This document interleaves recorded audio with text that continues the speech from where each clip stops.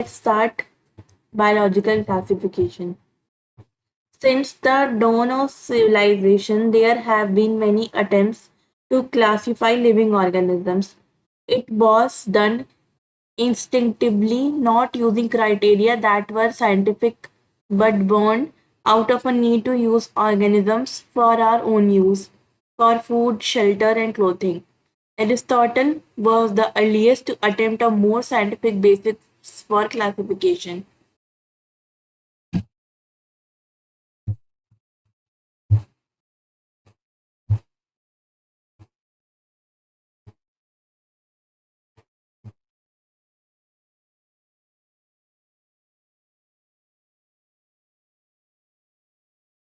He used morphological characters to classify plants into trees, shrubs, and herbs.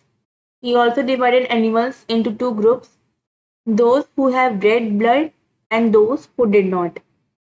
In Linnaeus' time, a two-kingdom system of classification with Plantae and Animalia kingdom was developed that included all plants and animals respectively.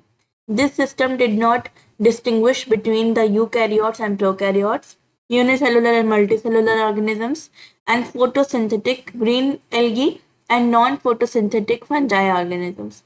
Classification of organisms into plants and animals was easily done and was easy to understand, but a large number of organisms did not fall into category. Hence, two kingdom of classification used for a long time was found inadequate.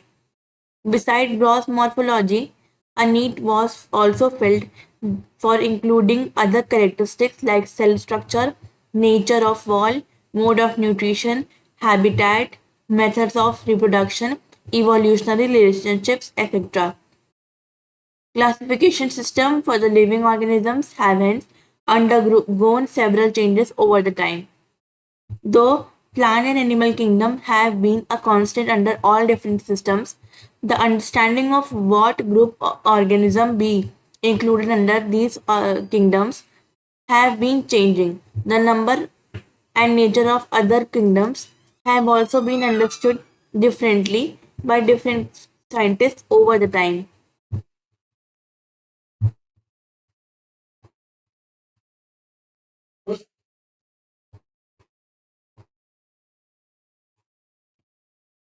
This table is very important.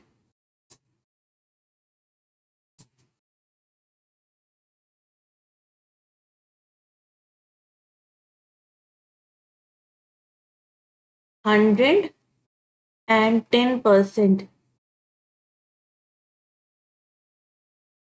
This table is very important.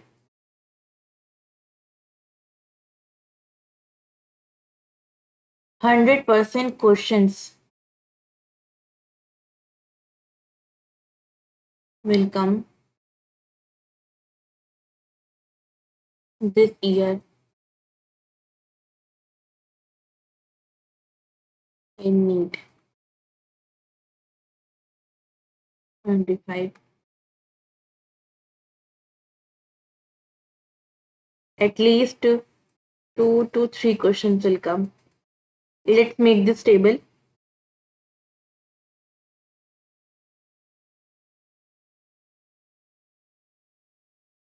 पहले kingdom की बात करेंगे, Monera. ठीक, पहला इनका cell type. Cell type क्या है? Prokaryotic. दूसरा सेल वॉल। सेल वॉल कैसा इनका? Non cellulosic. Non cellulosic. Non cellulosic मतलब पॉलीसेक्राइड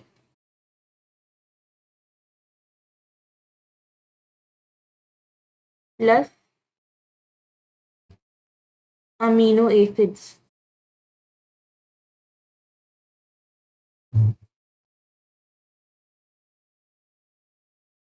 तीसरे, अब इनके बात करते हैं न्यूक्लियर मेम्ब्रेन।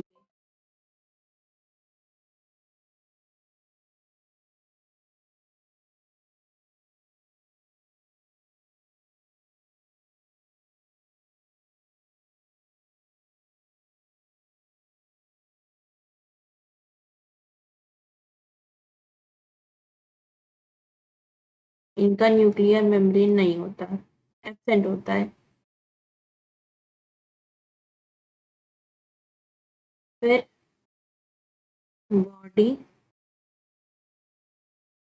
ऑर्गेनाइजेशन, कैसा होता है इनका बॉडी ऑर्गेनाइजेशन? सेल्यूलर।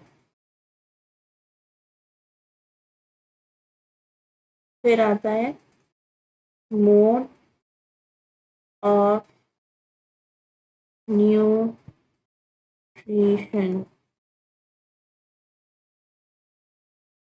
ये ऑटोट्रॉफिक होते हैं, ऑटोट्रॉफिक।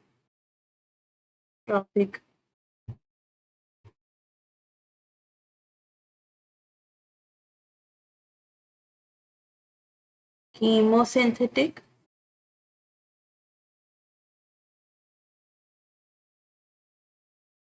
And photosynthetic.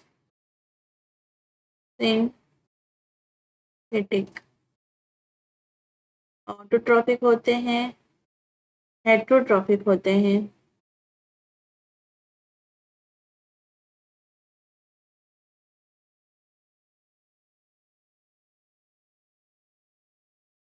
सेप्रोफिटिक,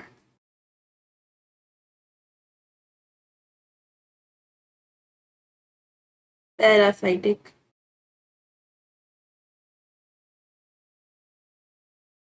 फिर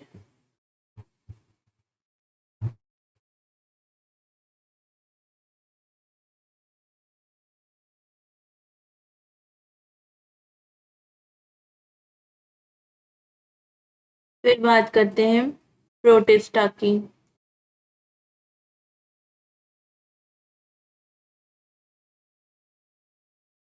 ये सेल टाइप कैसा होता है इनका?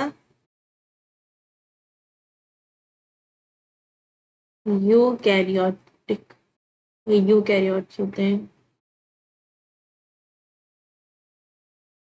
दूसरा, सेल वॉल कैसा होता है?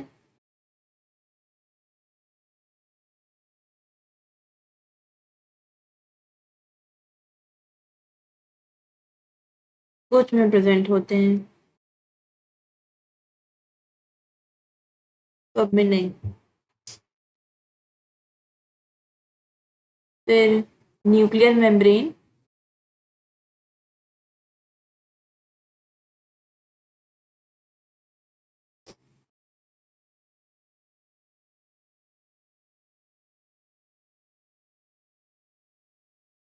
प्रेजेंट होता है इनमें।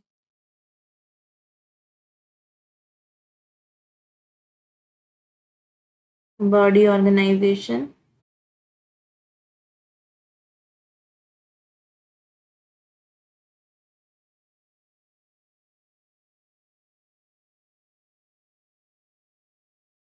Cellular.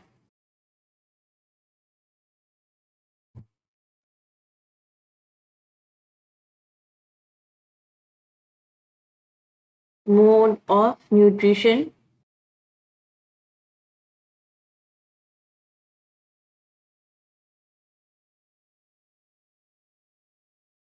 Autotrophic and heterotrophic. Autotrophic, इसमें फोटोसिंथेटिक,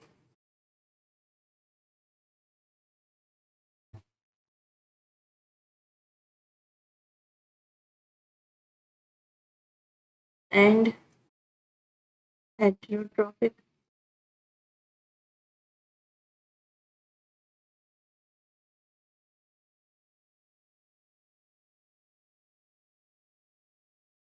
इसमें कुछ नहीं होता।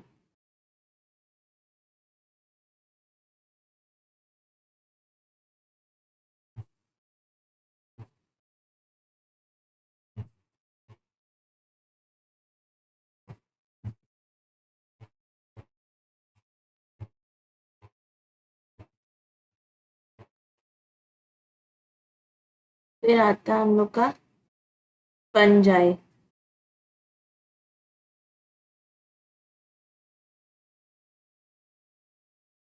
Cell type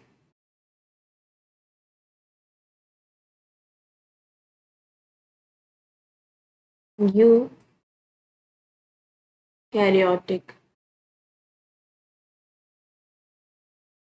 cell wall,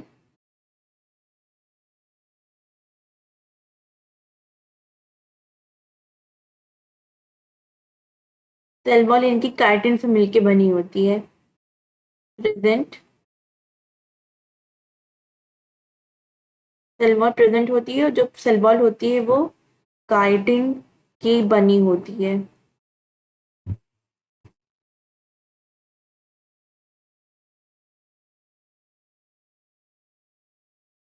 nuclear membrane,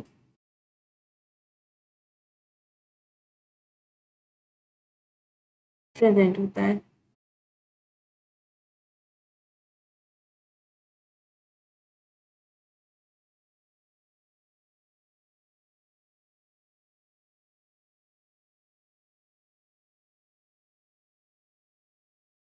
body organisation, multi cellular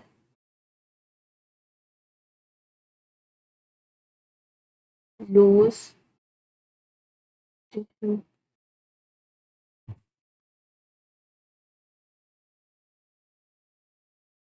mode of nutrition,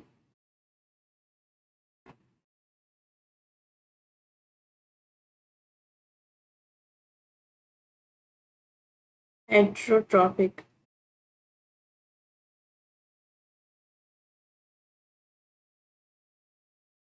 saprophytic,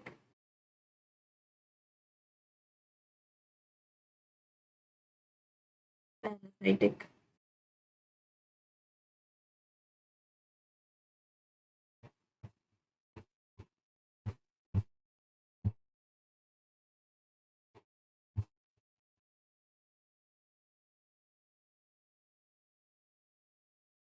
अब आता है प्लांटी।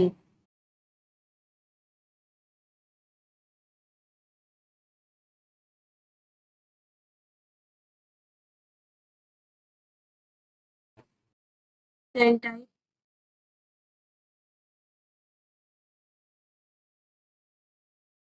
यूकैरियोटिक।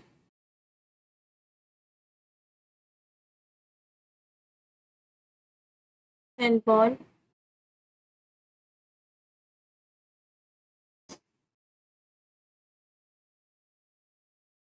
सेलुलोज से मिलके बनी होती है। सेल वॉल इनमें प्रेजेंट होती है और सेल्यूलोज की बनी होती है।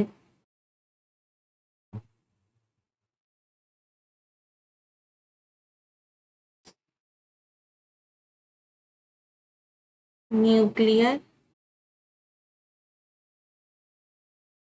Membrane,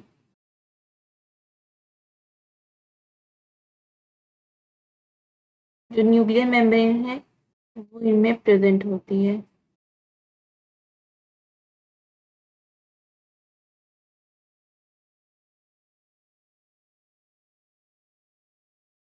body organisation,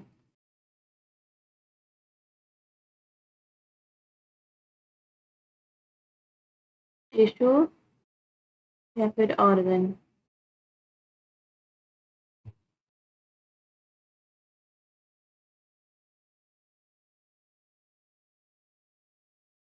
mode of nutrition,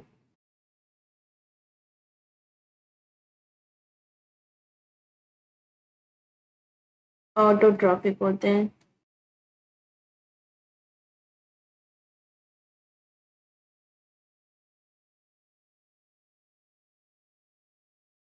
photosynthetic,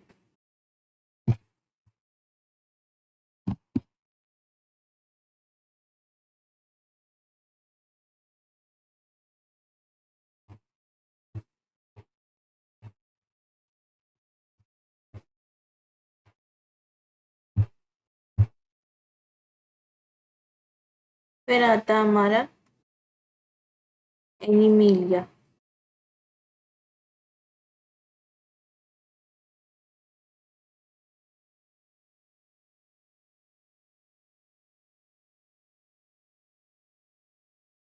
Cell type.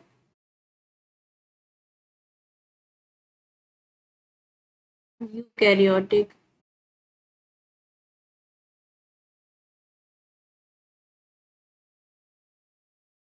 Cell wall.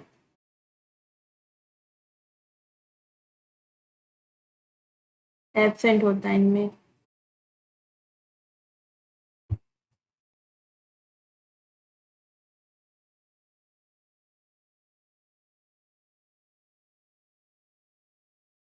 Nuclear membrane.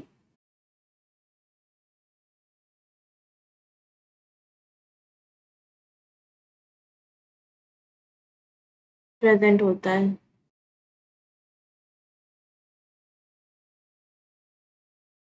Body organisation.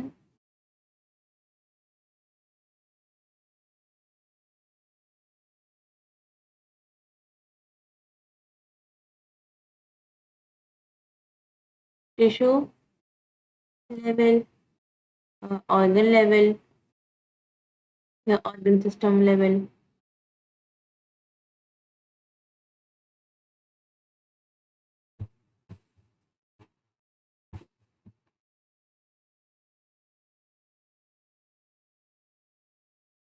Mode of nutrition.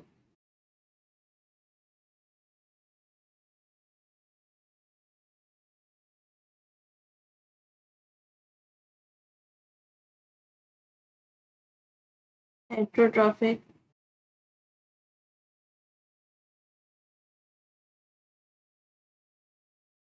Holozoic या फिर सेप्टोफाइटिक.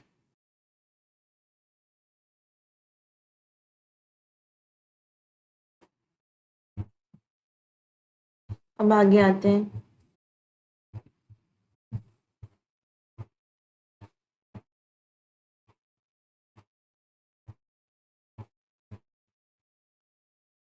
R.H. Whittaker proposed a five kingdom classification. Five kingdom classification किसने दिया था? आर.एच. व्हिटेकर ने 1969 में five kingdom classification दिया था. The kingdom defined by him were Monera, Protista, Fungi, Plantae and Animalia. The main criteria for classification used by him include cell structure, body organization, mode of nutrition, reproduction, and phylogenetic relationship. Give जो table दिया है, give the comparative account of different characteristics of five kingdom.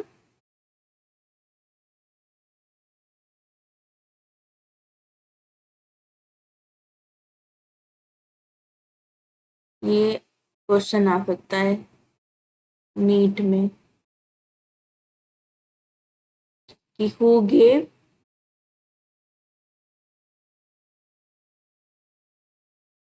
five kingdom classification.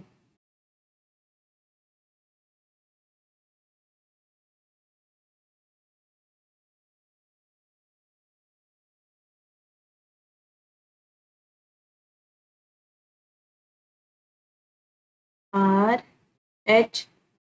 Whittaker.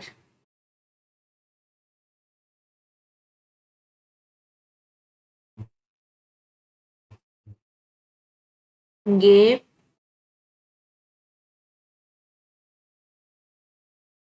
five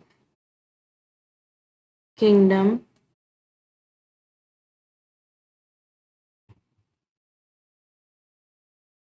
classification.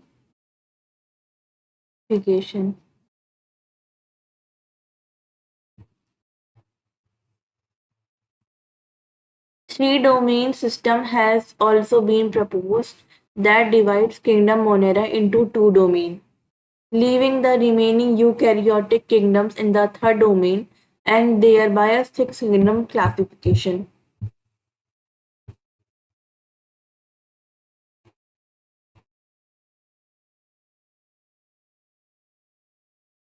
3 domain system भी propose किया गया था, जो कि kingdom Monera को 2 हिस्सों में बांटता है और जो यूकैरियोटिक किंगडम को तीसरे हिस्से में बांट देगा। तो टोटल हमारे पास बच्चे 6 किंगडम क्लासिफिकेशन।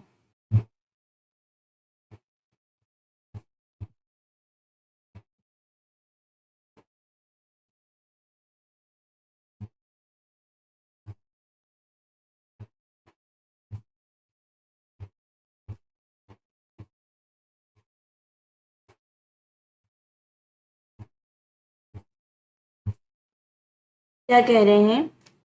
3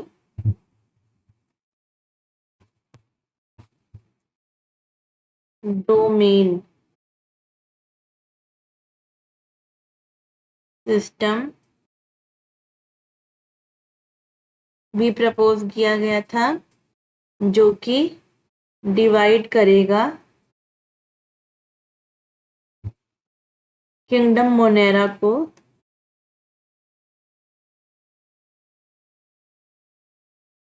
2 डोमेन्स में।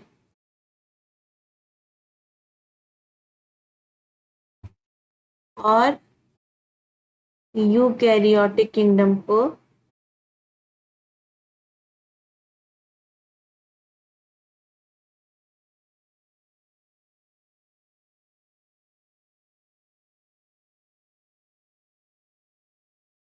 एम ही छोड़ देगा, तो ये बना देगा तीसरा डोमेन।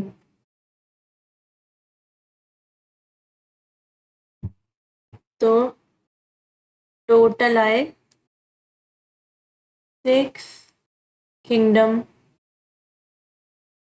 क्लासिफिकेशन।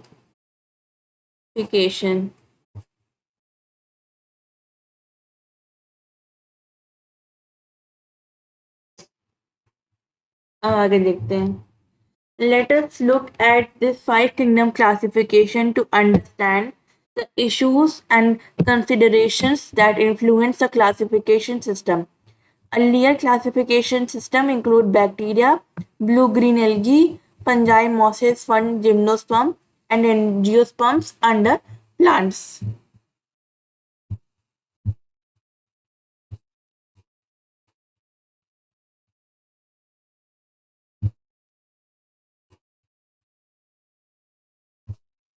पहले बैक्टीरिया को,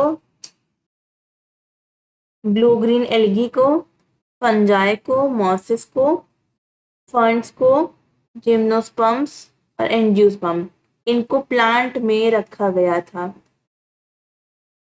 The character that unified this whole kingdom was that all organisms included had a cell wall in their cells. किस बेसिस पे? कि जो उनका सेल वॉल, सेल के उनके सेल वॉल्स भी हैं। मतलब एक सेकेंड बताते, मतलब इसका ये है कि blue green algae, fungi,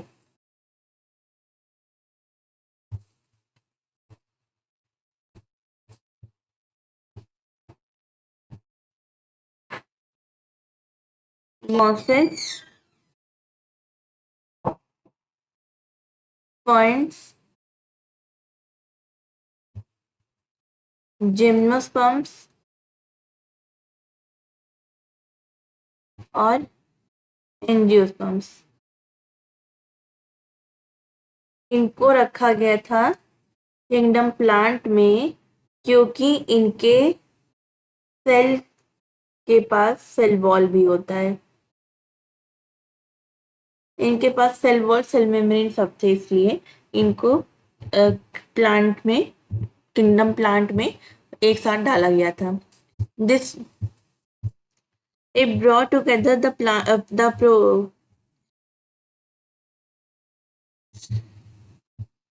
it brought together the prokaryotic bacteria and blue green algae cyanobacteria with other groups which were eukaryotic. It also grouped together unicellular organisms and the multicellular organisms जैसे कि Chlamydomonas and Spirogyra were placed together under algae. The classification did not differentiate between heterotrophic group fungi and the autotrophic green plants, though they have showed a characteristic difference in their wall position compositions. The fungi had chitin in their wall, while green plants have cellulosic wall. When such characteristics were considered, the fungi were placed in a separate kingdom, kingdom fungi.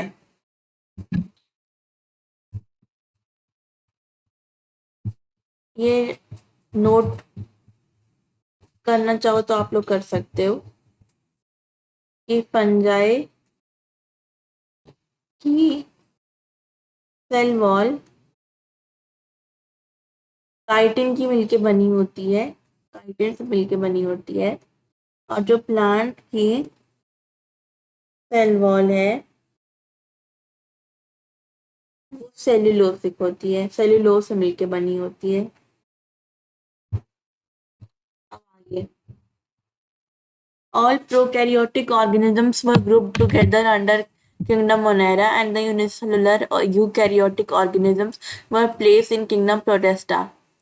Kingdom Protista has brought together Chlamydomonas, chlorella, earlier placed in algae within plants and both having cell wall, with Paramecium and amoeba, which were earlier placed in the animal kingdom which lacked cell wall.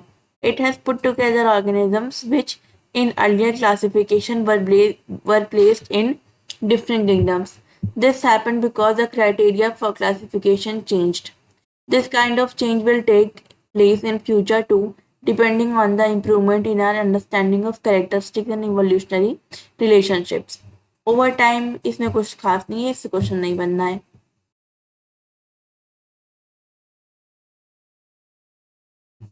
यहाँ पे खास line है बस ये है कि over time an attempt has been made to evolve classification system which reflects not only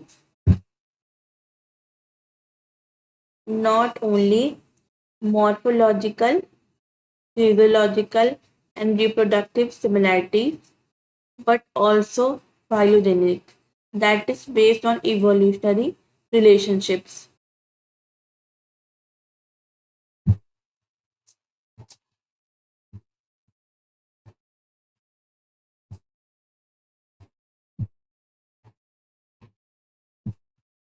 अब आगे आता है मेन, यहाँ से पक्का आएगा आपका एक एमसीक्यू, किंगडम मोनेरा.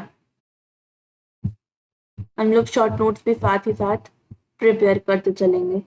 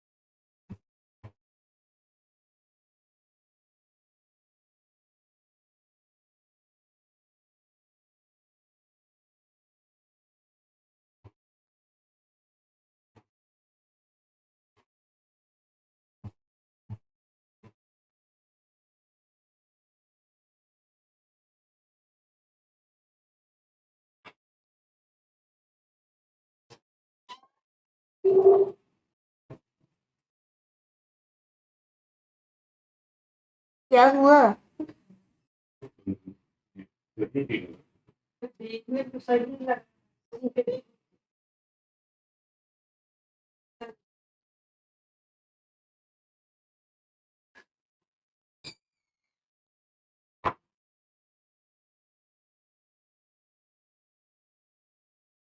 ईयरफोन लगा दोनों कान में, मुझे शर्म आ रही है. Kingdom Monera. Bacteria are the sole members of Kingdom Monera. Bacteria are the sole members of kingdom Monera. They are most abundant microorganisms. Bacteria can occur almost everywhere. Hundreds of bacteria are present in handful of soil. They also live in extreme habitats such as hot spring, desert, snow, and deep oceans, where every few other life can form can survive. Many of them live in or on other organisms as parasites. तो एक bacteria के groups हो गए उनके structure के और shape के base पे spherical foci focus foci rod shape bacillus bacilli comma shape वाइब्रियम vibrio spiral spirillum spirilla.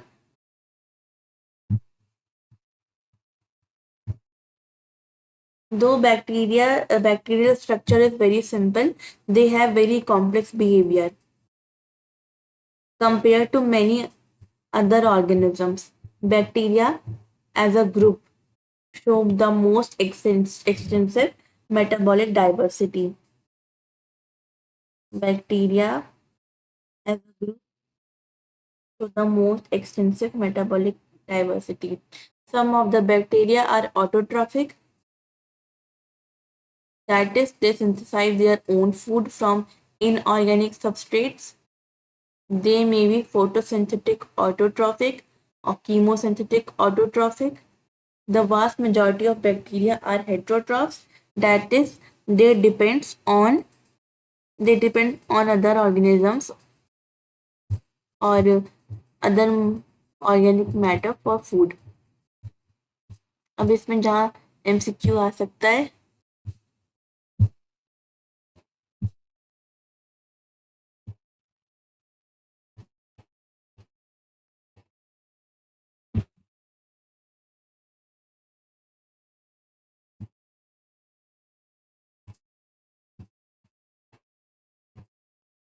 ये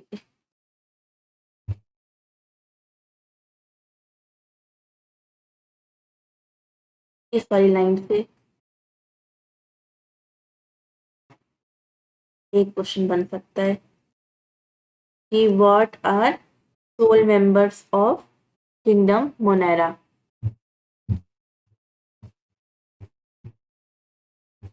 ये वाला क्वेश्चन बन सकता है कि bacteria as a group show the most extensive metabolic diversity. तो शॉर्ट नोट्स बना लेते हैं.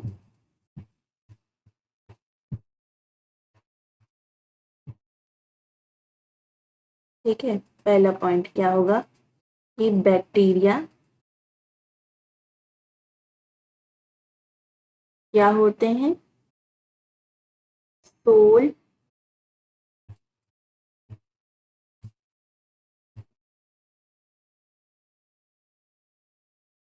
Members of kingdom Monera.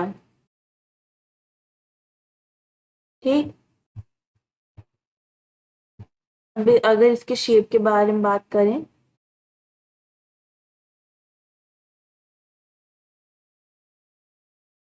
पहला आएगा स्फेरिकल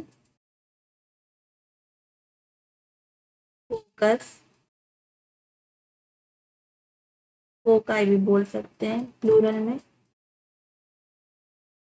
फिर दूसरा आएगा रॉड शेप्ड बैसिलस.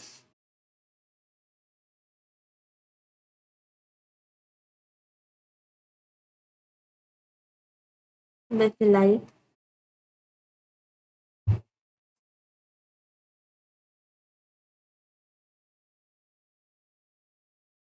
फिर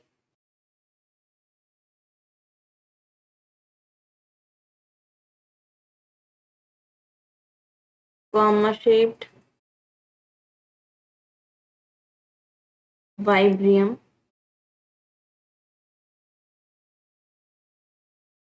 विब्रियो वाइब्रियो जो भी आप कहो. फिर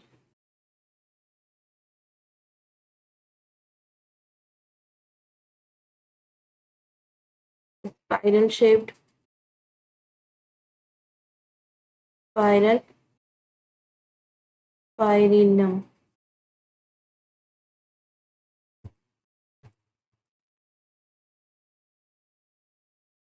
spirilla, spirilla,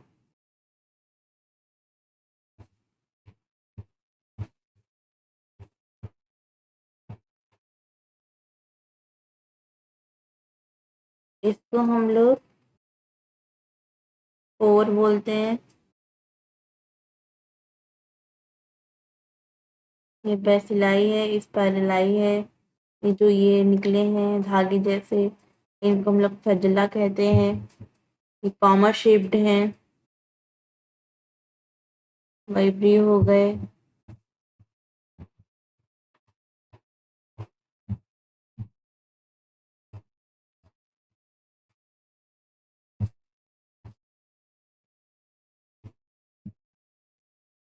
दूसरा पॉइंट है, तीसरा point, bacteria as a group shows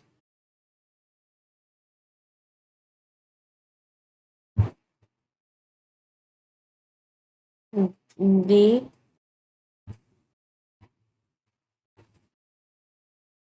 most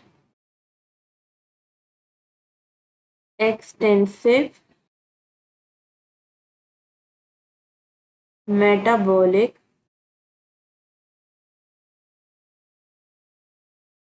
diversity।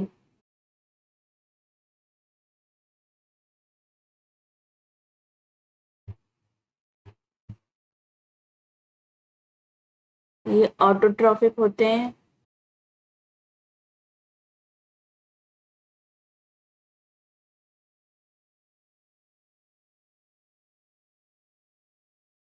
मतलब दे synthesize their own food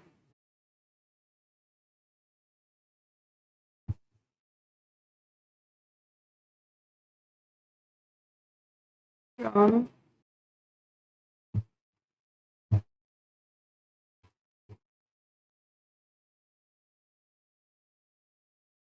inorganic substances।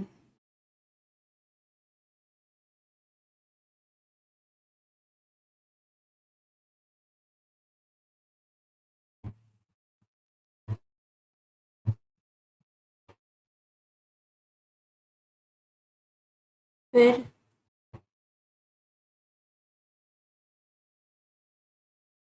ये फोटोसिंथेटिक ऑटोट्रॉफ भी हो सकते हैं।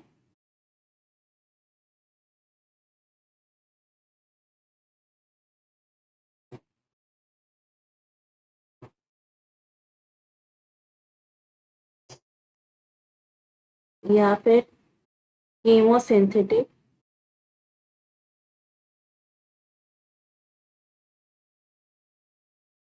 ऑटोट्रॉफ भी हो सकते हैं।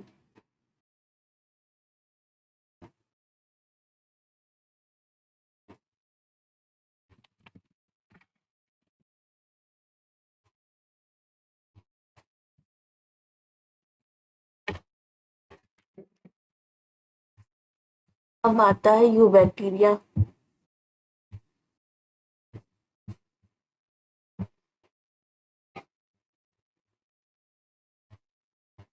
आर्क बैक्टीरिया आता है। These bacteria are special since they live in some of the most harsh habitats।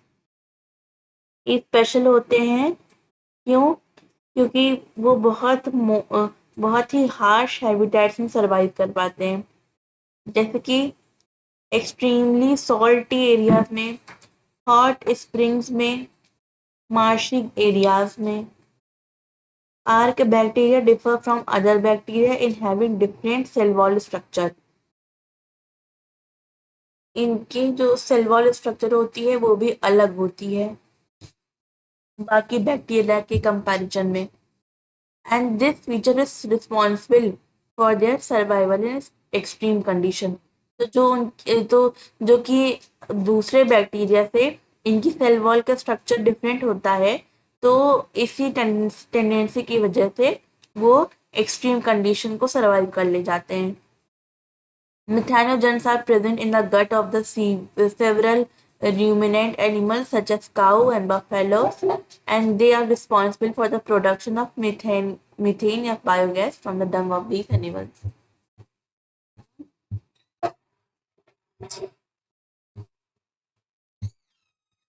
अब पहले क्या करें वो देखते हैं। अब आता है हमारा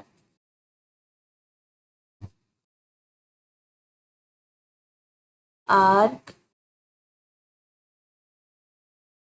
बैक्टीरिया।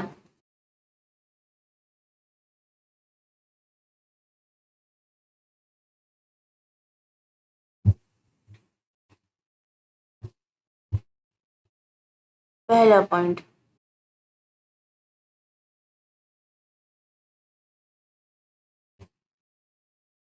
ये स्पेशल होते हैं। क्यों? क्योंकि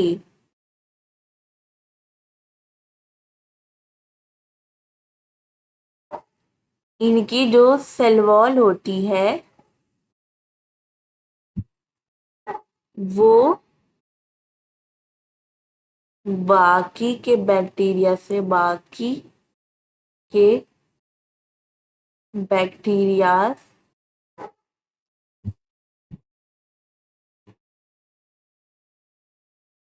के सेल वॉल से अलग होती है।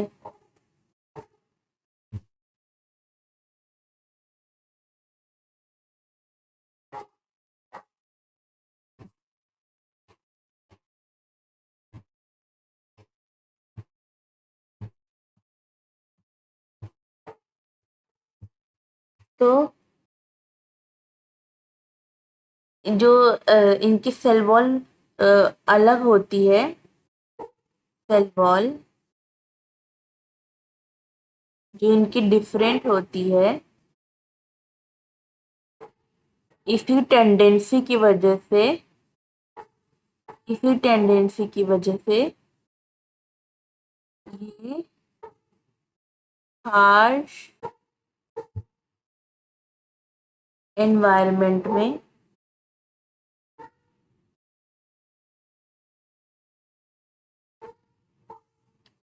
सरवाइव कर ले जाते हैं।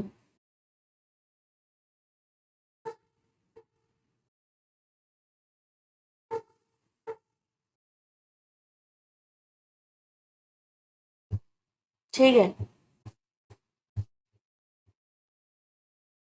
अब यहाँ पे कुछ टर्म्स हैं, जैसे कि पहला टर्म हेलोफाइल्स। हेलोफाइल्स मतलब जहाँ पे बहुत सॉल्ट है। ठीक है, एक्सट्रीमली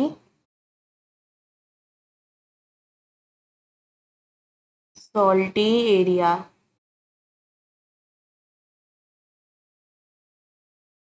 फिर दूसरा टर्म है थर्मो एसिडोफाइल्स।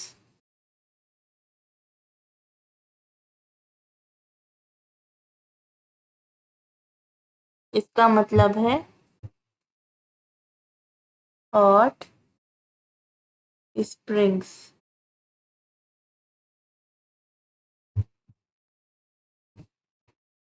ठीक है, अब आगे देखते हैं यू बैक्टीरिया।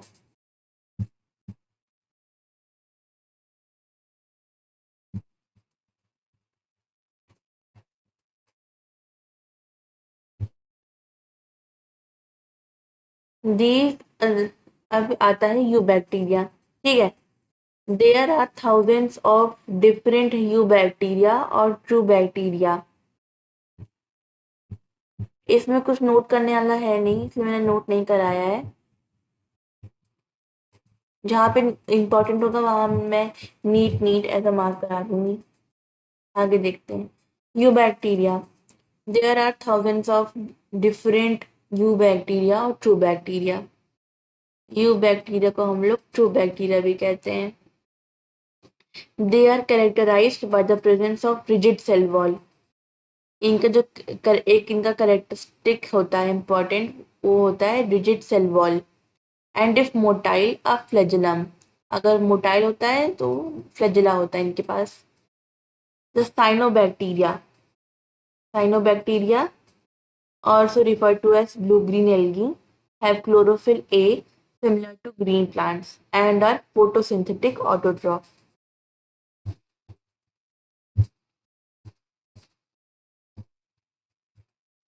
जो साइनोबैक्टीरिया होता है वो यूनिसेलुलर होता है, कोलोनियल होता है, फिलामेंटस होता है, फ्रेश वाटर में पाए जाते हैं, यहाँ मरीन में या फिर टेरेस्ट्रियल में पाए जाते हैं एज एल्गी।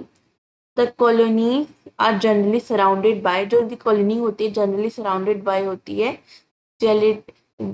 जेलाटिनस शीट से। इनकी जो सराउंडिंग इनकी जो सराउंडिंग होती है जनरली वो जेलेटिनस शीट की बनी होती है।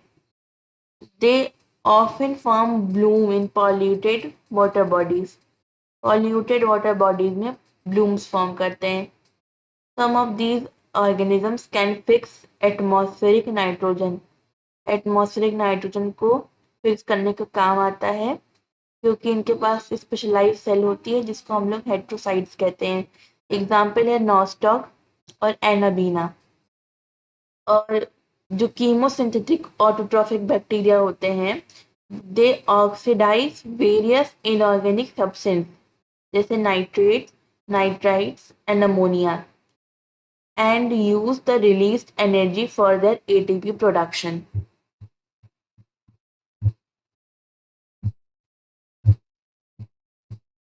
They play a great role in recycling nutrients जैसे कि nitrogen, phosphorus, iron and sulphur.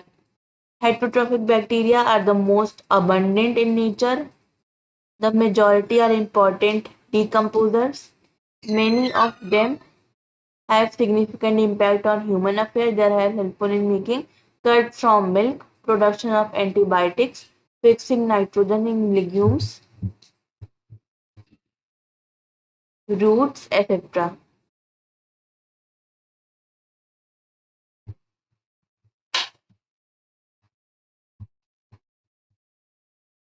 Some are pathogens causing damage to human beings, crop, farm animals, and pets. Cholera, typhoid, tetanus, citrus canker are well-known diseases caused by different bacteria. Bacteria reproduce mainly by fission. Sometimes under unfavorable conditions, they produce spores. They also reproduce by sort of sexual reproduction by adopting a primitive type of DNA transfer from one bacteria to another. The mycoplasma are the organisms that completely lack cell wall. They are the smallest living cell known and can survive without oxygen. Many mycoplasma are pathogenic in animals and plants. अब marking देख लेते हैं एक बार।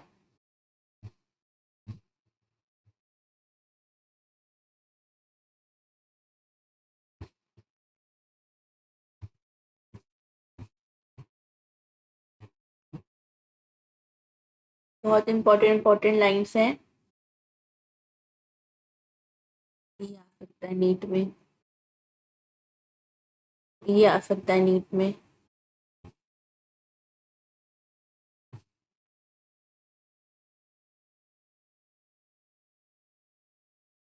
ये आ सकता है।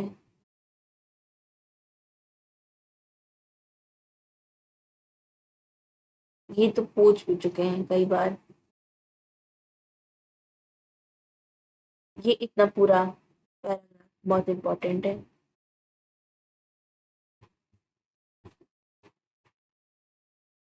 ये भी आ सकता है। ये भी आ सकता है, इसको पूछ भी चुके हैं फिर ये फेयर में।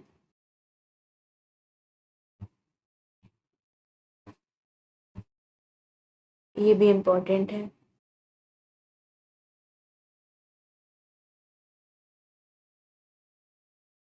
मोड ऑफ रिप्रोडक्शन पूछ सकते हैं।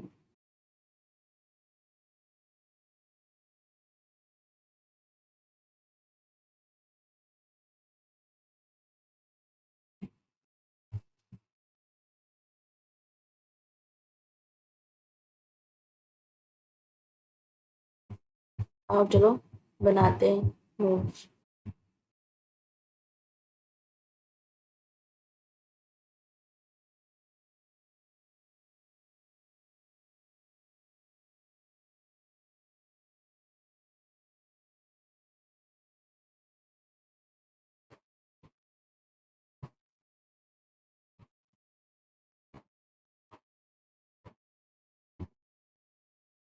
पहला पॉइंट है कि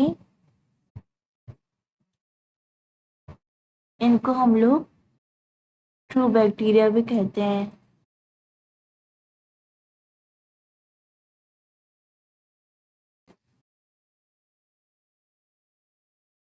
और इनकी जो एक कैरेक्टरिस्टिक है खास,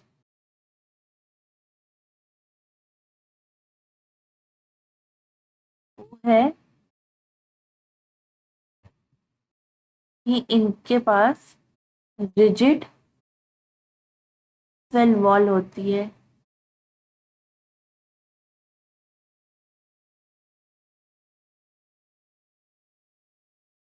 और ये अगर मोटाइल होते हैं तो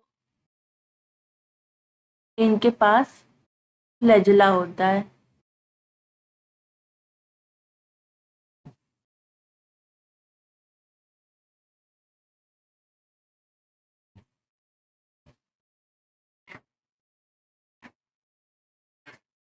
और ये एज एग्जाम्पल भी पूछ सकते हैं कि साइनोबैक्टीरिया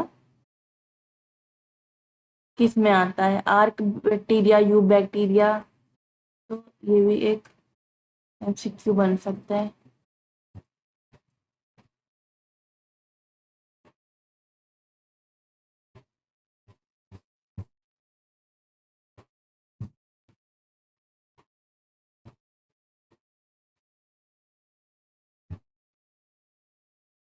फिर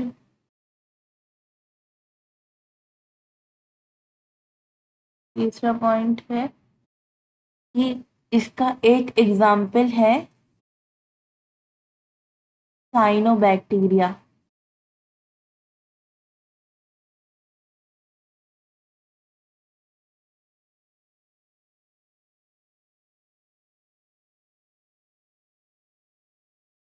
इसको हम लोग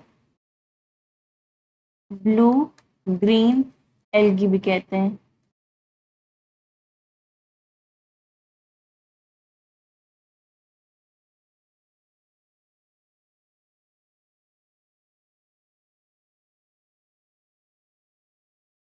ये फोटोसिंथेटिक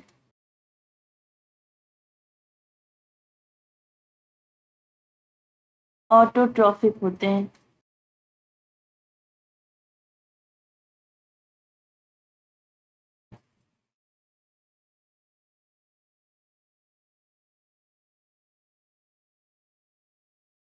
ये यूनिसेलुलर कोलोनियल फिलामेंटस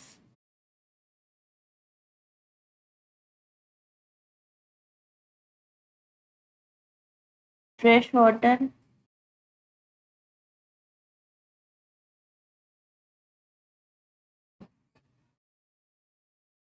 मरीन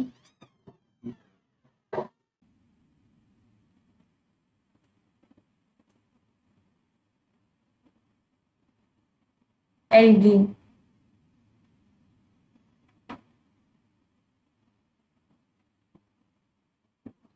और जो इनकी कॉलोनीज होती है वो जनरली सराउंडेड होती है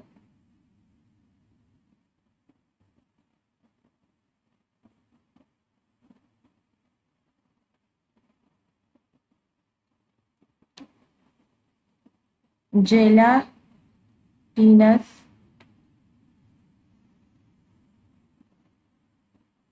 शीट से, सॉरी जेलाटिनस शीट से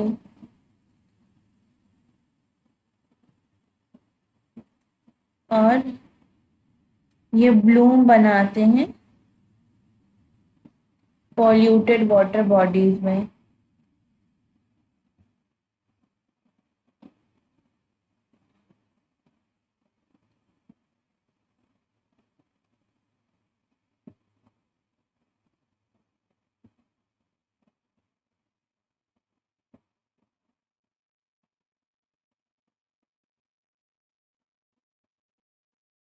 ये नाइट्रोजन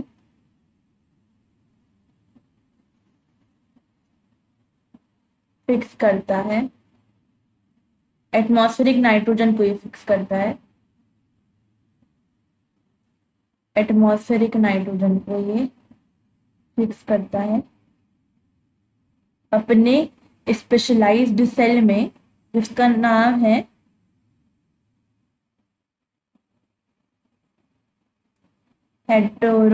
हेट्रोसिस्ट। और जो कुछ और जो एटमॉस्फेरिक नाइट्रोजन को फिक्स करते हैं उनके कुछ एग्जाम्पल्स हैं नॉस्टॉक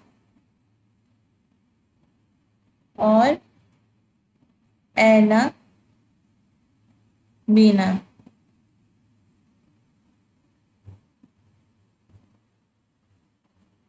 अब आगे आते हैं।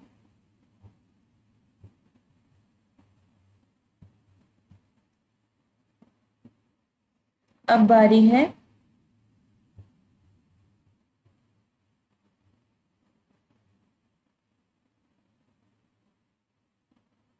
कीमो सिंथेटिक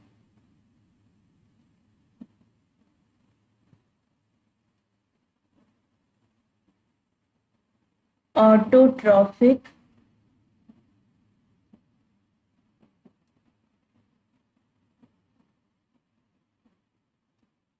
बैक्टीरिया की।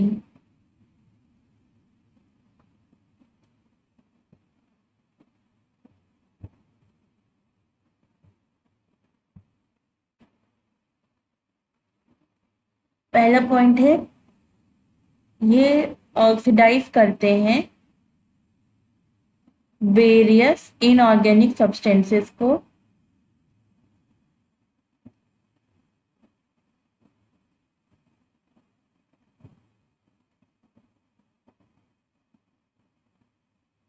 जैसे कि नाइट्रेट्स, नाइट्राइट्स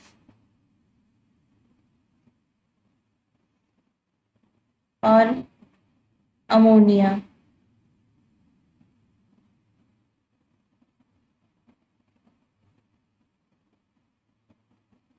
और ये कुछ न्यूट्रिएंट्स को रिसाइकिल भी करते हैं, जैसे कि nitrogen, phosphorus,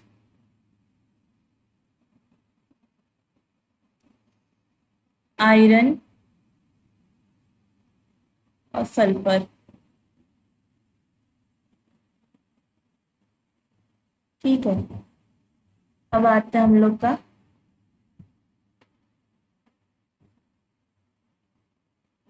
heterotrophic bacteria.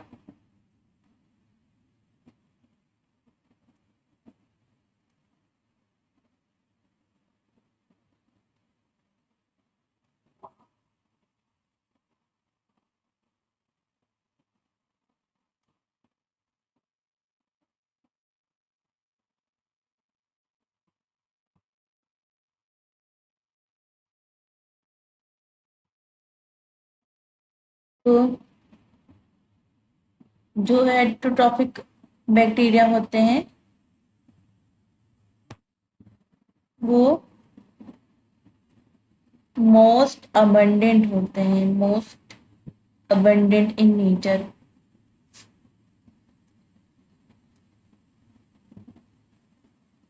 Important decomposer होते हैं।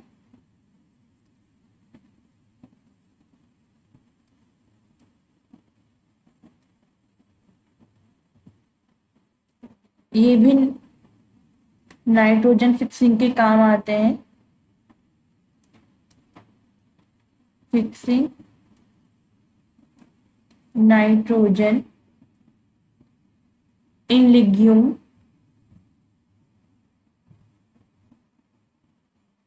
फ्रूट्स।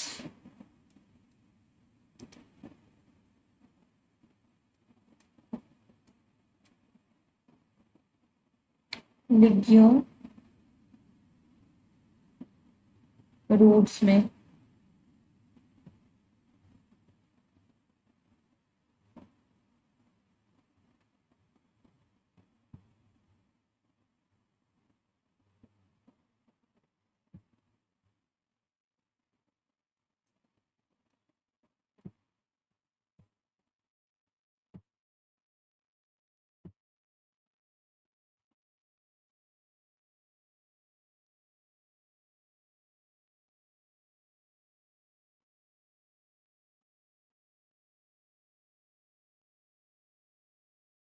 जो बैक्टीरिया होते हैं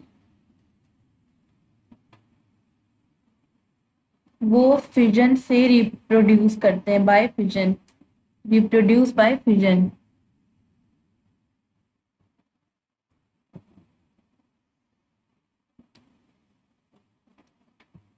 बैक्टीरिया रिप्रोड्यूस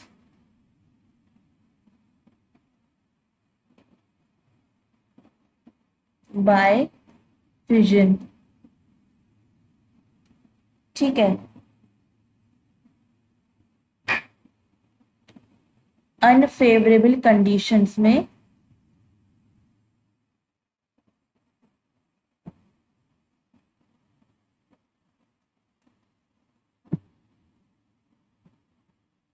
ये स्पोर फॉर्म करते हैं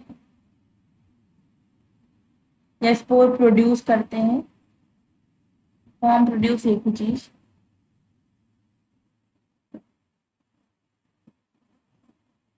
and they also reproduce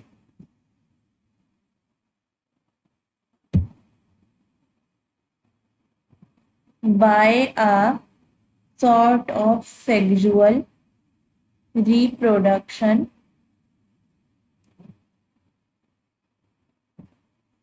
by adapting a primitive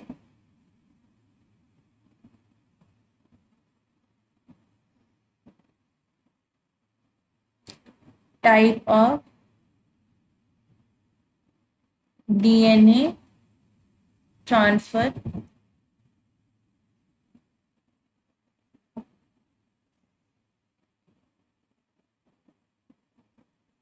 from one bacteria to other।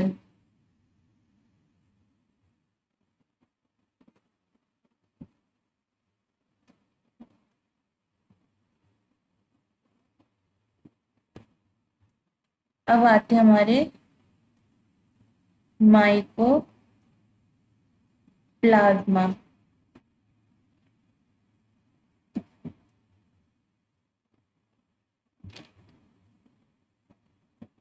जो माइक्रोप्लाज्मा होते हैं इनके पास सेल वॉल नहीं होता है, कंप्लीटली लैग सेल वॉल नहीं होता है इनके पास।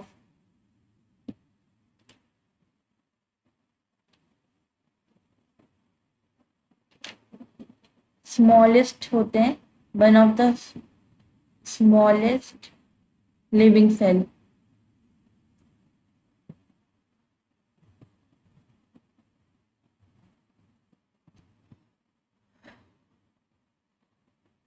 और बिना ऑक्सीजन के सरवाइव कर पाते हैं। कैन सरवाइव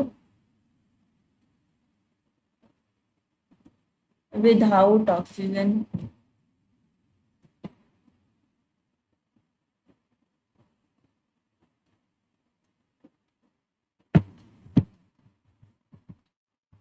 अब आता है kingdom protista.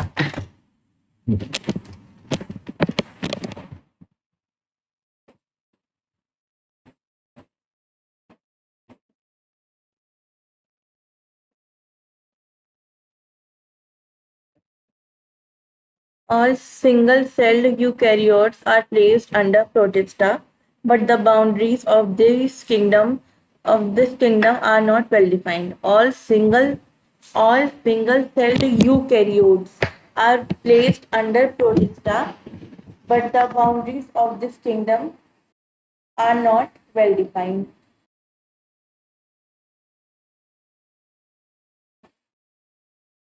What may be a photosynthetic protistian to one biologist may be a plant to another. In this book, we include chrysophytes, dinoflagellates, euglenoids, time moles, and protozoans under kingdom Protista. Member of Protista primarily aquatic. This kingdom forms a link with other dealing with plants, animals, and fungi. Being eukaryotic, the Protistian cell body contain a well-defined nucleus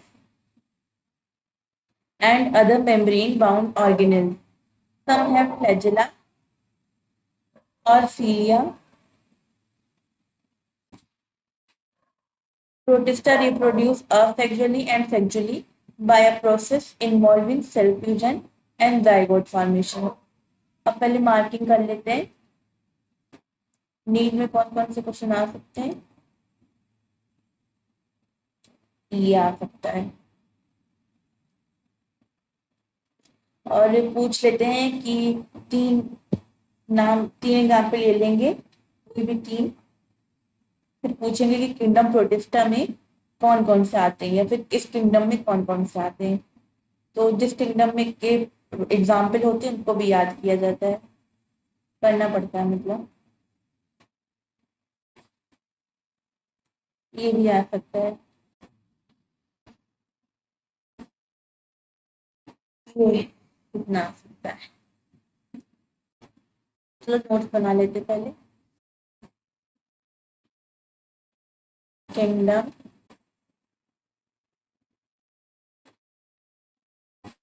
protista,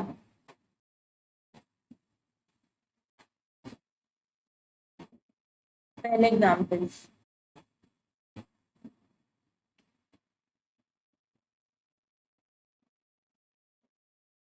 पहला क्राइसो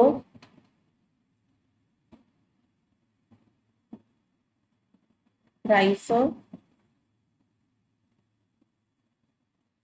fights.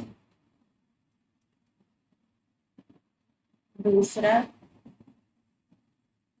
Dyno flagellate.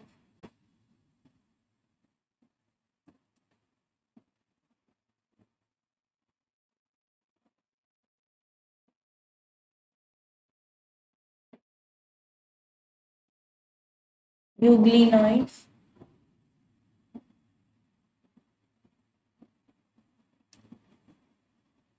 Slime moles.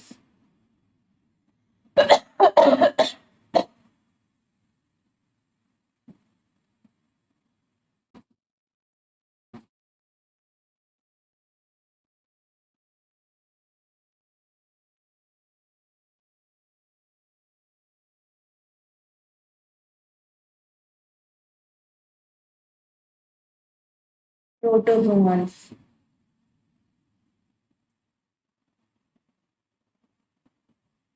अब इसके characteristics के बारे में बात करते हैं kingdom protista के। पहला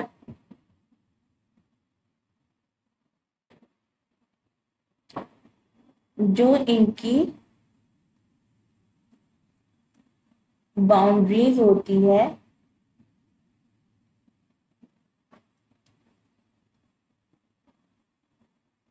वो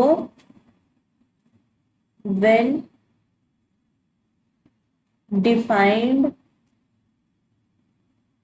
नहीं होती है।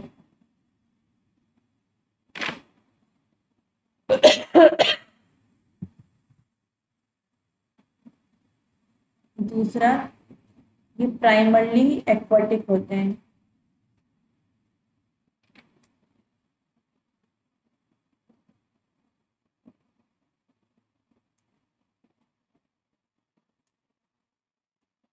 प्राइमरली एक्वाटिक होते हैं,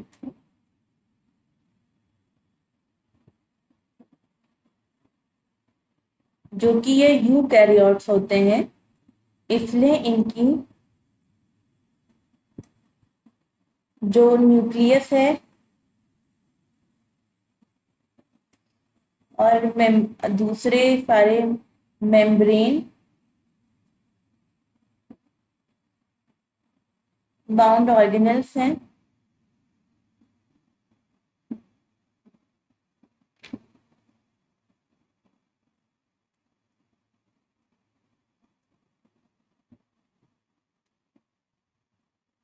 ये वेल डिफाइंड होते हैं।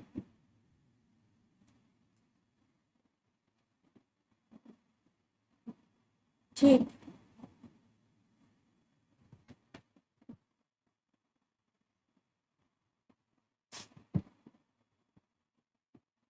और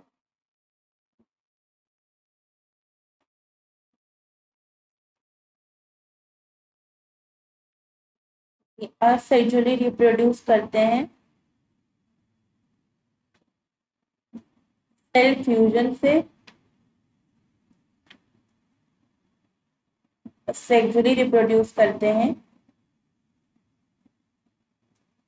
जाइगोट फॉर्मेशन से।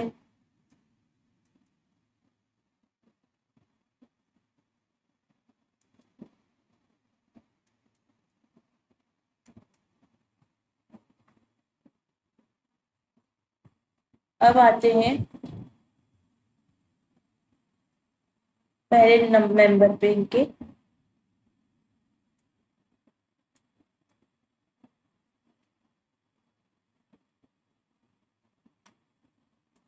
क्राइसोफाइट्स पे।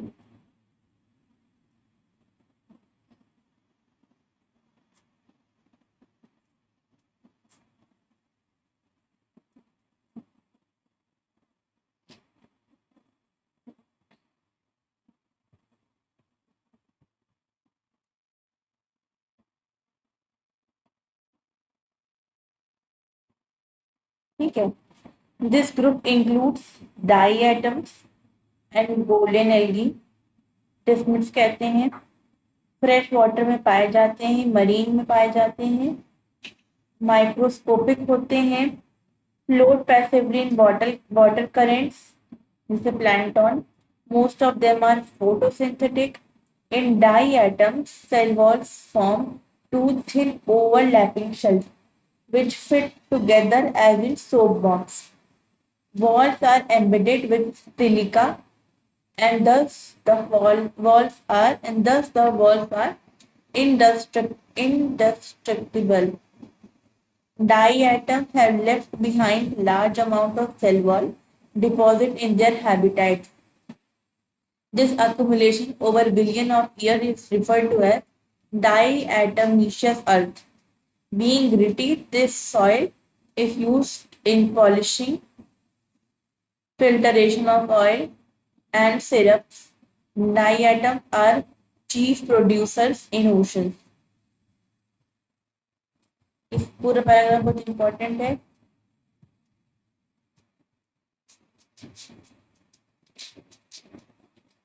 इससे नीट में सवाल आएंगे 110%। तो क्राइसोफाइट्स में आते हैं हमारे डाई एटम्स,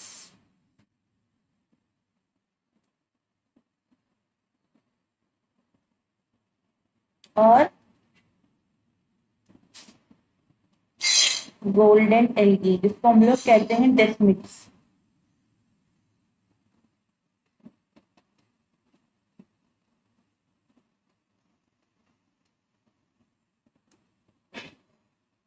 ये फ्रेश वाटर में पाए जाते हैं,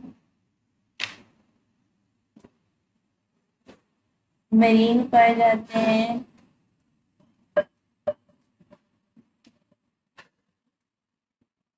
और they are microscopic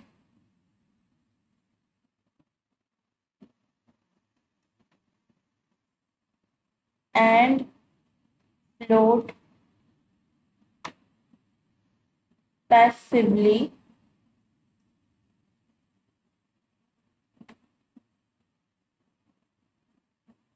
in water currents.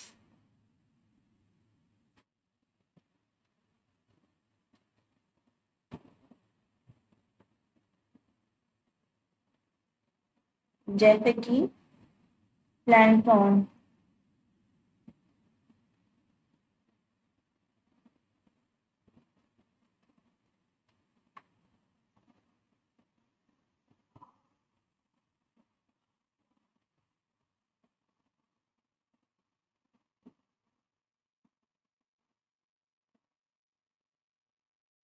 ये फोटोसिंथेटिक होते हैं,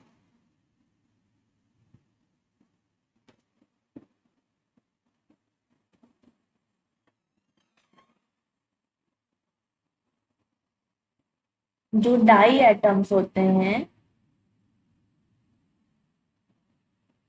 इनकी जो सेल वॉल होती है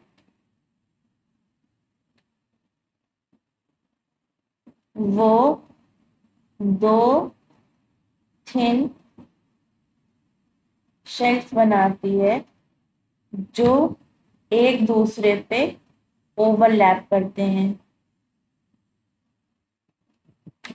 जैसे कि हम लोग के सोप का बॉक्स दिखता है।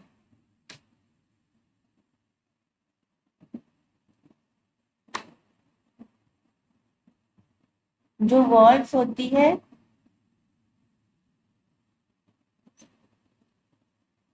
वो इंडिस्ट्रक्टिबल होती है, सिलिका की होती है,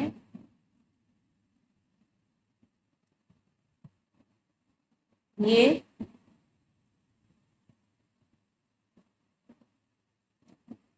डाई एटमीशियस एटमीशियस अर्थ बनाती है।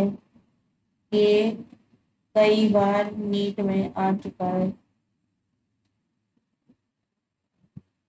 और किसके काम आती है। और ये जो बीइंग ग्रिटी,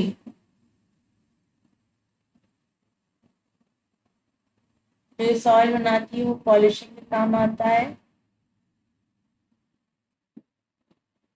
फिल्टरेशन काम आता है, फिल्टरेशन ऑफ ऑयल,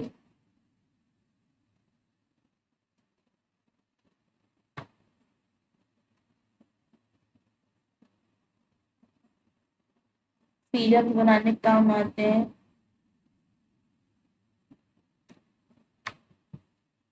और सबसे इम्पोर्टेंट बात, जो डाई एटम्स होते हैं वो चीफ प्रोड्यूसर होते हैं ओशंस के।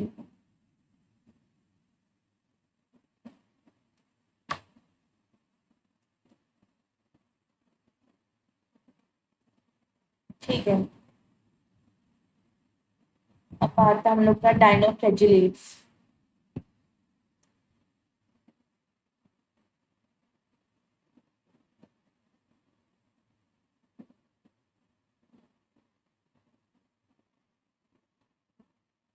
ये मरीन होते हैं, फोटोसिंथेटिक होते हैं, yellow, green, brown, blue, red colour में आते हैं।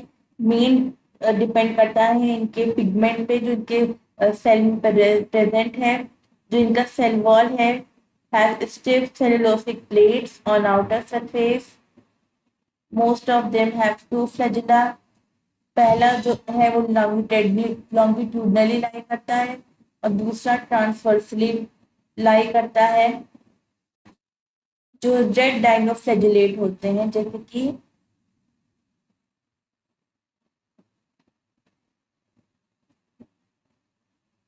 रेड डाइनोफ्लैजिलेट्स होते हैं जैसे कि बॉनियोलॉक्स बॉनियोलॉक्स बॉनियोलॉक्स रैपिड मल्टीप्लिकेशन में जाते हैं और इसीलिए जो कभी कभी हम लोग को जो सी दिखती है उसमें इनकी मात्रा सबसे ज्यादा पाई जाती है। इसलिए toxin released by such large number में even kill other marine animals such as fishes. तो इसमें जो तुम लोग को नोट करने वाली बात है वो बस इतनी है।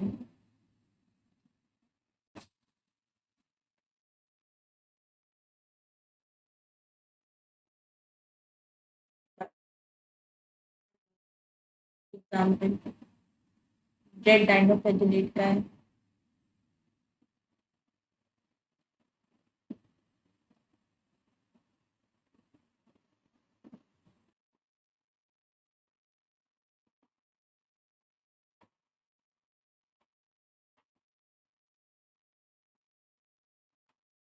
पहला पॉइंट मरीन होते हैं। दूसरा पॉइंट फोटोसिंथेटिक होते हैं।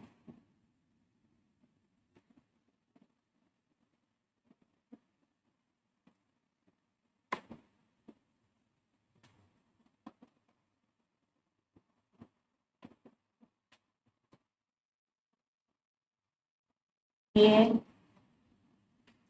येलो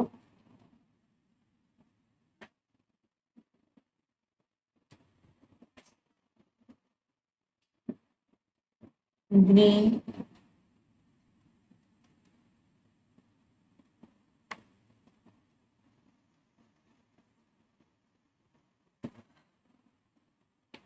ब्लू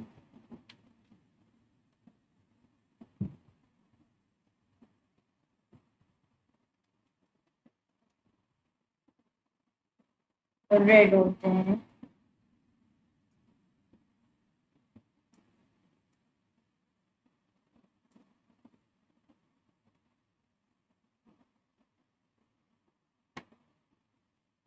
ये सारे कलर्स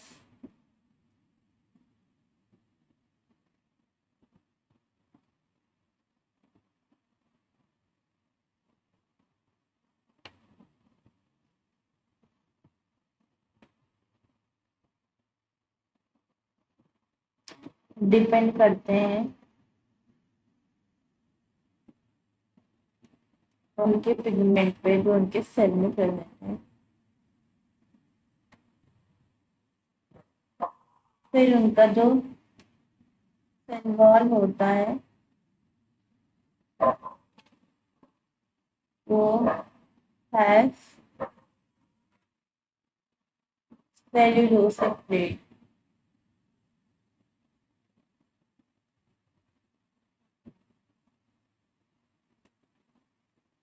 आउटर सरफेस पे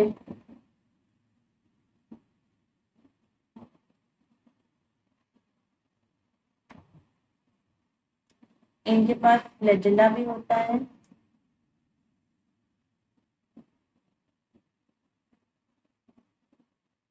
एक जो लॉन्गिट्यूडनली होता है एक तो लॉन्गिट्यूडनली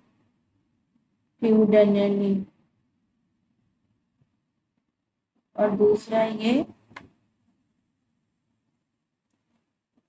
ट्रांसवर्सली।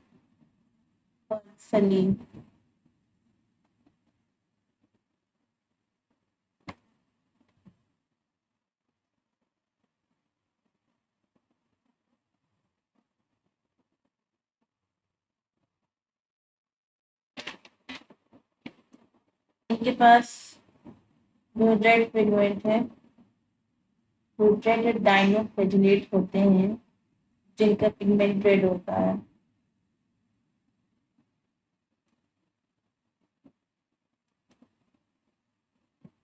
जैसे कि बॉनी वाला, ये रेपिड मल्टीप्लिकेशन में जाते हैं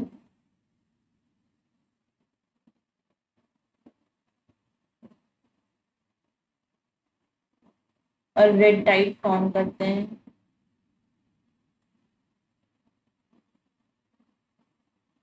जो कि टॉक्सिक होता है।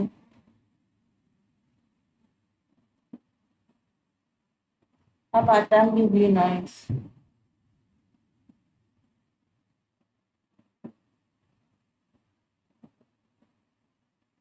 Majority of them are fresh water found in stagnant water. Instead of cell wall, they have a protein-rich layer जिसको हम लोग पेलिकल कहते हैं, which make their body flexible. उनके पास दो फ्लैजुला होता है, शॉर्ट होता है, एक लॉन्ग होता है। फोटोसिंथेटिक होते हैं सनलाइट की प्रेजेंस में, और जब सनलाइट नहीं होता है तभी हेटरोट्रॉफिक बिहेव करते हैं। और जो इनके पिगमेंट होते हैं वो प्लांट के पिगमेंट के सेम होते हैं। एग्जाम्पल है यूग्लिना। इसमें इंपॉर्टेंट पॉइंट मार्क करो। इसमें इंपॉर्टेंट पॉइंट से लिखना है।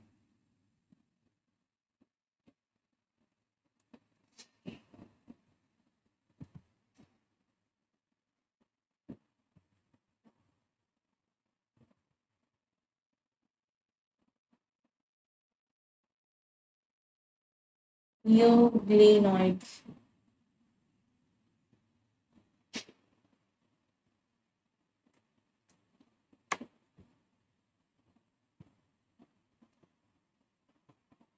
पहला पॉइंट लिखो, ये फ्रेश वाटर होते हैं, सॉरी फ्रेश वाटर में पाए जाते हैं, और स्टैग्नेंट वाटर में पाए जाते हैं, स्टैग्नेंट वाटर।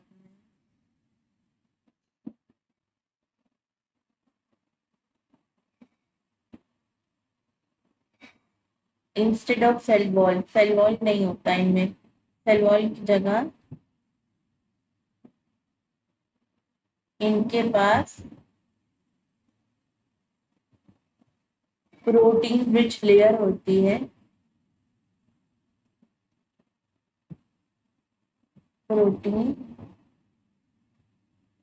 रिच लेयर होती है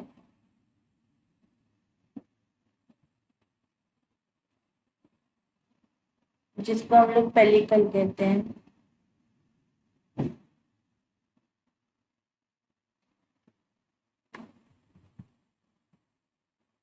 जो कि उनकी बॉडी को फ्लेक्सिबल बनाता है।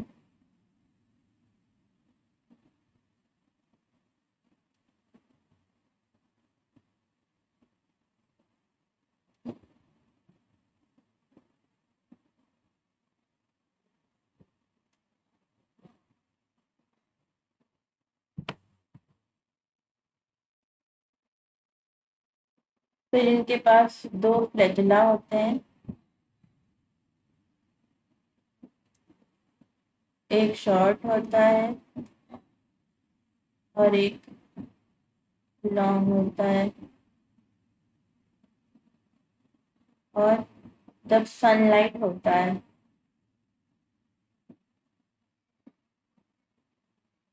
तब ये फोटोसिंथेटिक होते हैं, वो अपना खाना खुद बनाते हैं। और जब सनलाइट नहीं होता है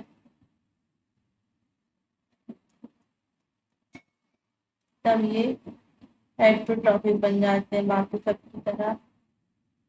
हम लोग हैं।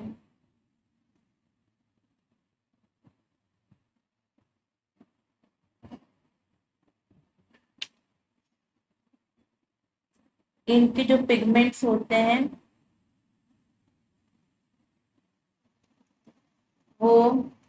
प्लांट के पिगमेंट सेम होते हैं, इनके पिगमेंट और प्लांट के पिगमेंट सेम होते हैं। और सबसे इम्पोर्टेंट एग्जाम्पल है इनका euglena.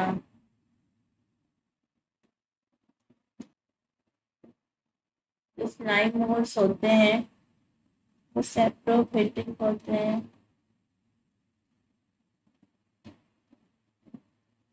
Body moves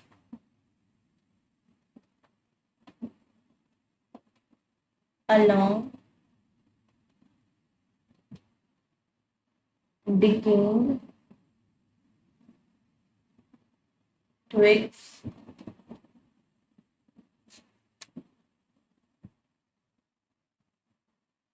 and leaves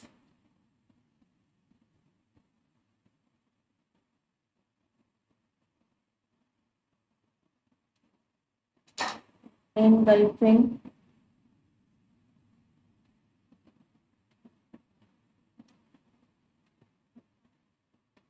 organic material।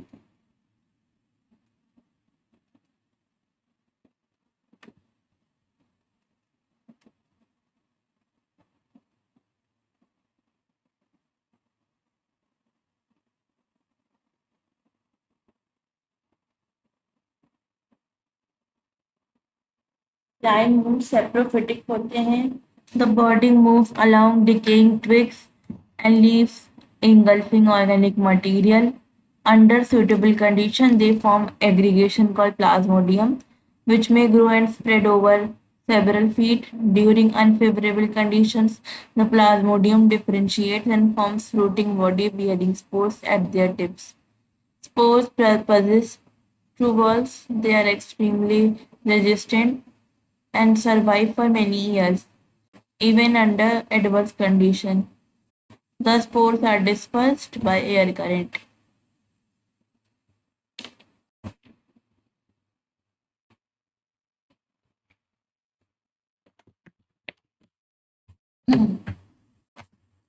Suitable conditions में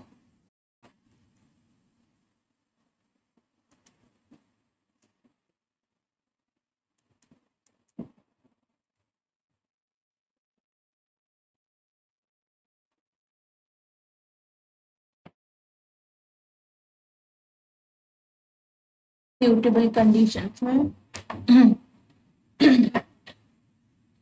ये एग्रीगेशन फॉर्म करते हैं,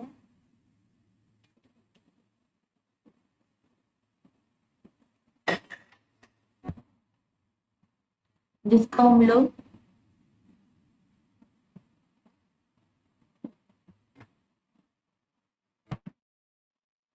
प्लाज्मोडियम भी कहते हैं।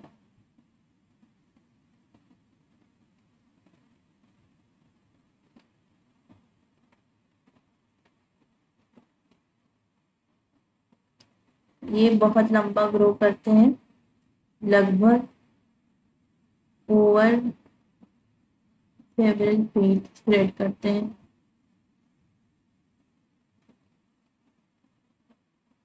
और अनफेवरेबल कंडीशंस में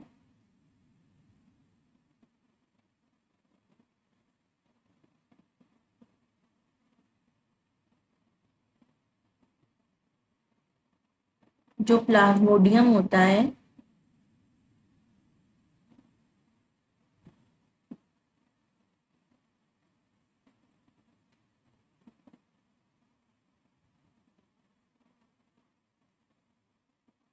वो फ्लोटिंग बॉडीज फॉर्म करता है।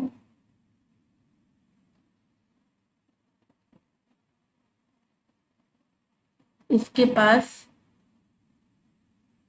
स्पोर्स होते हैं टिप पे।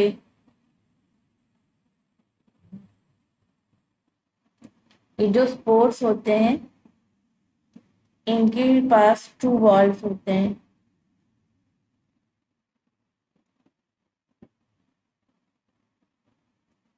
एक्सट्रीमली रेजिस्टेंट होते हैं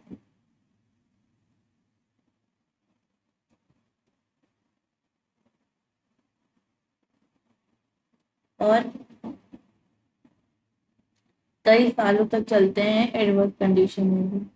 और स्पोर्ट्स इनके डिफर होते हैं एयर करंट के थ्रू। इसमें जो इम्पोर्टेंट है इसको मार्क करना है वो है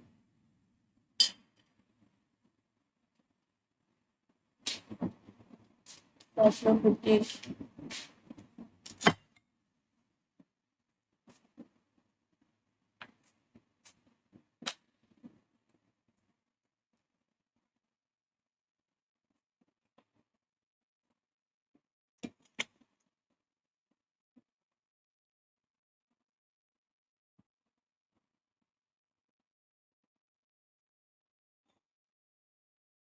अब आते हैं प्रोटोजोन्स पे।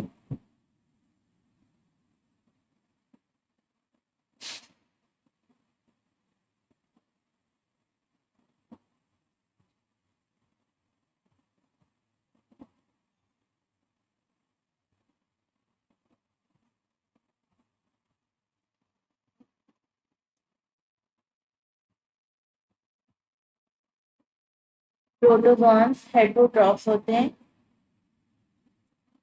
प्रेडेटर या फिर पैरासाइट के रूप में रहते हैं।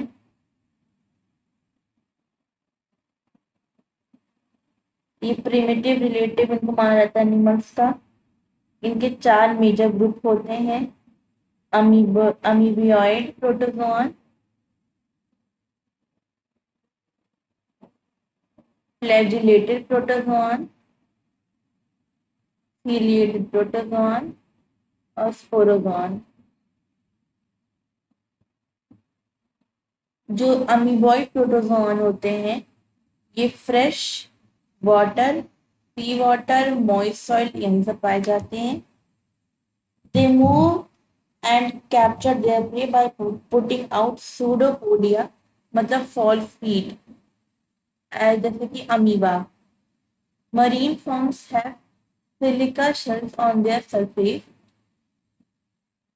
जैसे कि एंट अमीबा, ये एज अ पैरासाइट रहता है। फिर फ्लैजिलेटेड प्रोटोजोन जो होते हैं वो या तो फ्री लिविंग होते हैं या पैरासिटिक होते हैं। इनके पास फ्लैजिला होता है। जो पैरासिटिक फॉर्म होता है वो डिजीज कॉज करता है, जैसे कि स्लीपिंग सिकनेस।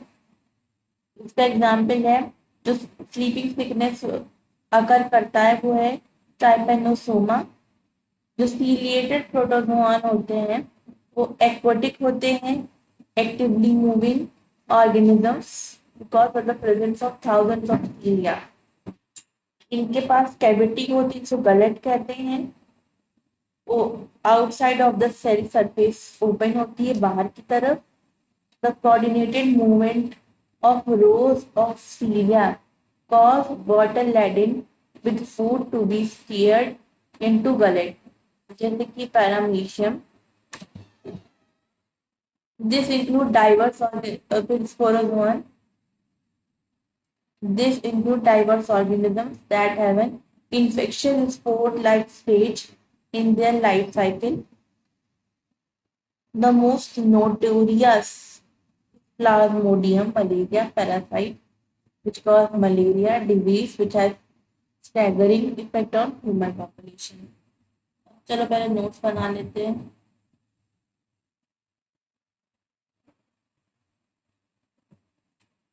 टॉपिक डालो प्रोटोजोआन्स।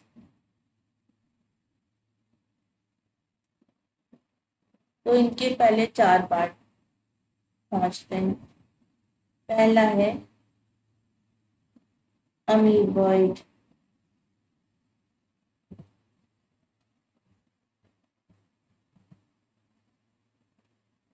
दूसरा है फ्लैजिलेटेड, तीसरा है सीलिएटेड,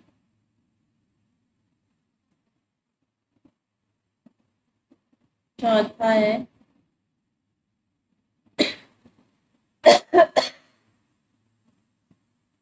स्पोरोजोआन। ठीक,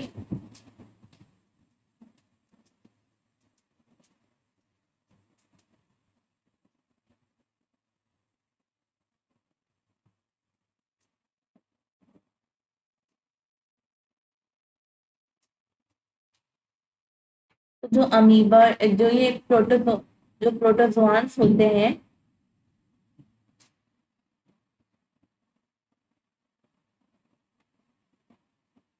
ये हेटेरोट्रॉफ्स होते हैं।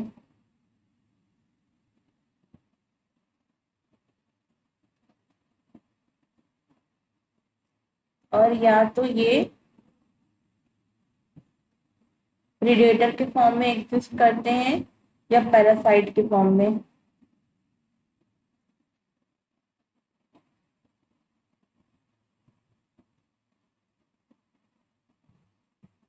ठीक है, अब आते हैं अमीबोइड प्रोटोजोन पे।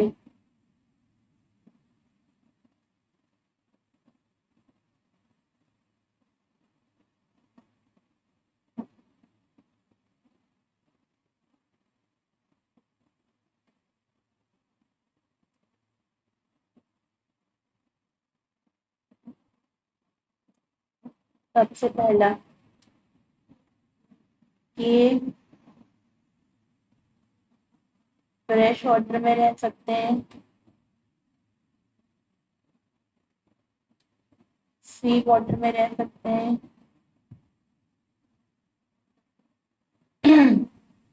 मॉइस्ट सॉइल में रह सकते हैं।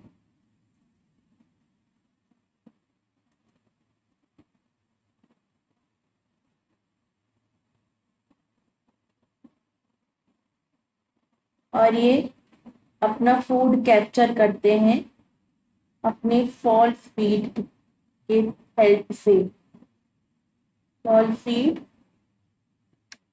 उसको हम लोग कहते हैं pseudopodia.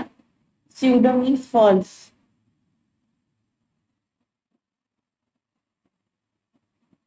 Podia means feet, false feed.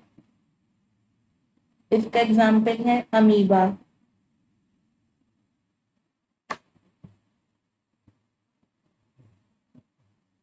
जैसे कि एक फॉर्म है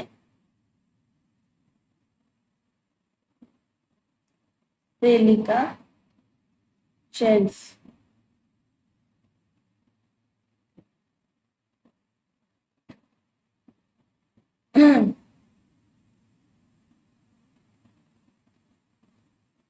Forms have silica shells on their surface.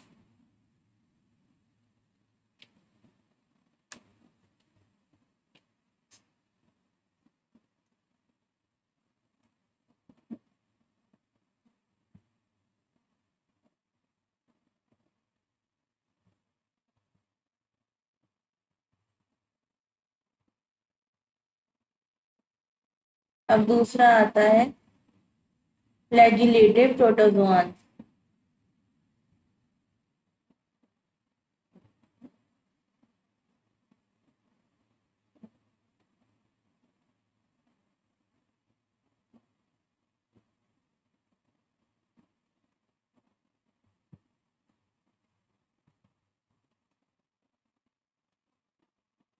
अच्छा, इसका एक एग्जाम्पल और था एंटमीबा हिस्टोलिका, जो कि अमीबियोसिस कराता है स्टमक में। एंट अमीबा। अदर फ्लैजिलेटेड प्रोटोजोआन में ये फ्री लिविंग होते हैं या फिर पैरासिटिक भी हो सकते हैं। इनके पास फ्लैजिला होता है और ये इनका एक एग्जाम्पल है, इस ग्रुप में आता है फ्लैजिलेटेड प्रोटोजोआन का एग्जाम्पल है ट्राइपेनोसोमा।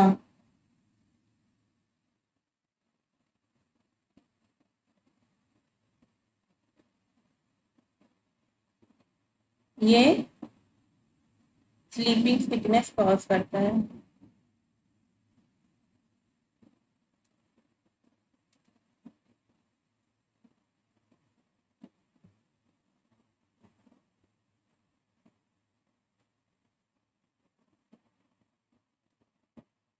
अब आते हैं ciliated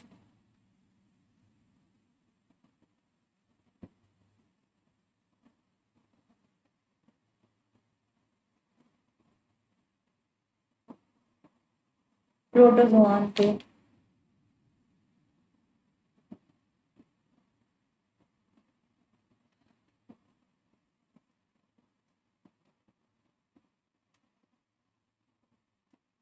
तो जो ciliated प्रोटोजोआन होता है वो एक्वाटिक होता है,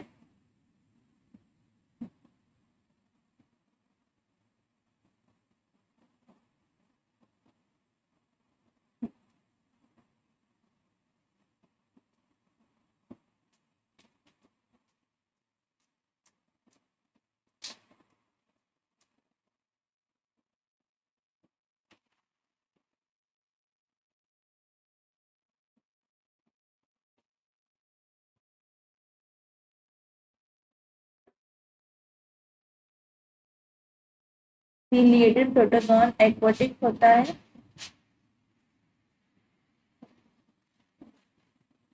एक्टिवली मूविंग ऑर्गेनिजम्स होते हैं ये,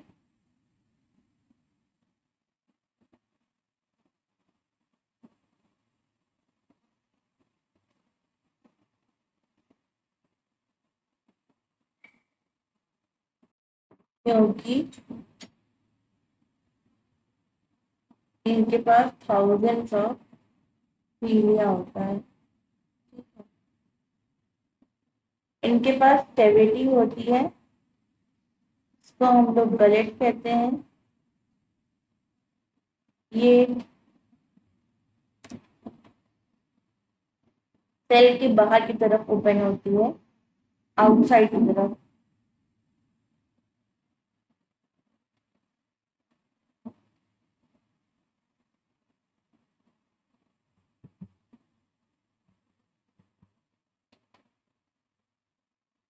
एग्जाम्पल है पैरामीशियम।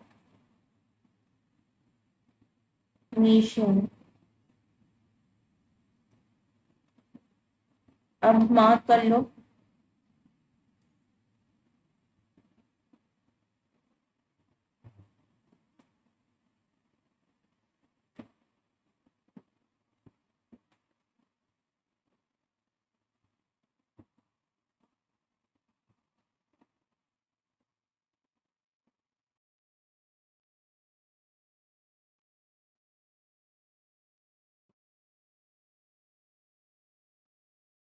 अब आता है स्पोरोजोआ।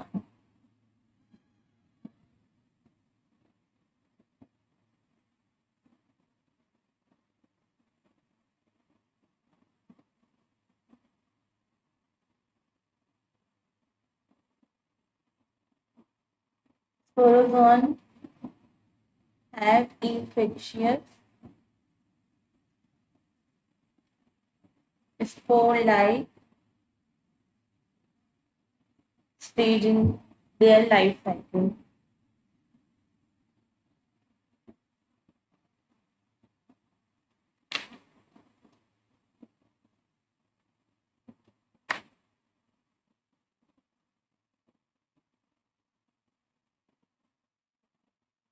इसका एक एग्जाम्पल है प्लाज्मोडियम, जो कि मलेरिया कॉज करता है।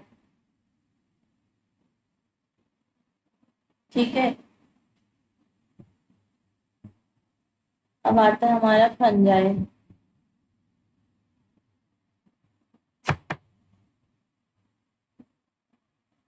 We will continue kingdom fungi and rest of the chapter. Rest of the topic of chapter of this chapter in part 2. If you like this session. Do subscribe us and share this video. Thanks.